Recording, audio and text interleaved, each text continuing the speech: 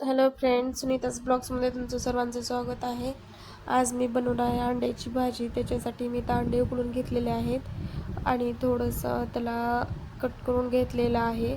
थोडं थोडं असं चमच्याने थोडंसं मध्ये त्याला टोचले गेलेलं आहे. त्यानंतर थोडंसं कढईत तेल टाकून त्यात मी अंडे टाकलेले आहे. थोडंसं गरम फ्राय करून घेणार आहे.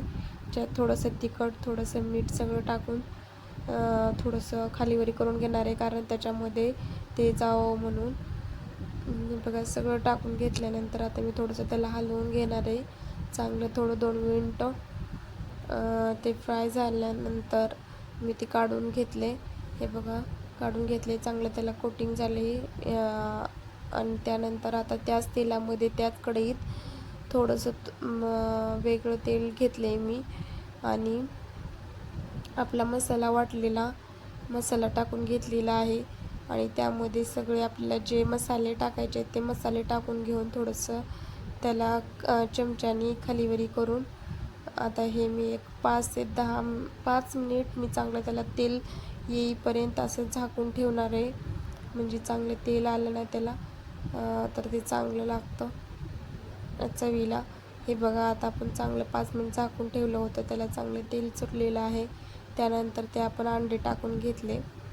अंडे टाकून घेतल्यानंतर हे 1-2 मिनटं त्याला आपण मसाल्यात असं झाकून, म्हणजे मसाल्यात शिजू देणार आहे. हे बघा, चांगला मसाला त्याला कोटिंग करून 1-2 मिनिट मी परत झाकून ठेवणार आहे. आणि बाजूलाच मी इकडं पाणी गरम करून घेतलेलं आहे. हे बघू शकता तुम्ही, पाणी गरम करून घेतलेलं आहे. बघा, आता आणखी थोडंसं चांगलं तेल सुटलं आहे त्याला. त्या मिक्सरच्या भांड्यात थोडंसं गरम केलेलं पाणी टाकून सगळं व्यवस्थित आपण त्याच्यात पाणी मी ओतले आहे. हे बघा, हे खालीवरून करून घेतले आहे. आणि आपल्याला जसं आपल्या चवीप्रमाणे लागेल तसं मीठ टाकायचं. त्याच्यात थोडंसं आपण आधी टाकलं होतं त्या अंदाजे आपण टाकून घ्यायचं. हे बघा, भाजी सगळं जशी आपल्याला पातळ पाहिजे तशी बनवून घ्यायची. हे बघा, आपली भाजी तयार झालेली आहे. इकडं गरम गरम भाकरी माझी फुगत आहे. कशी भाकरी झालेली आहे बघा. आणि व्हिडिओ आवडत असले तर लाईक करा, शेअर करा आणि कमेंट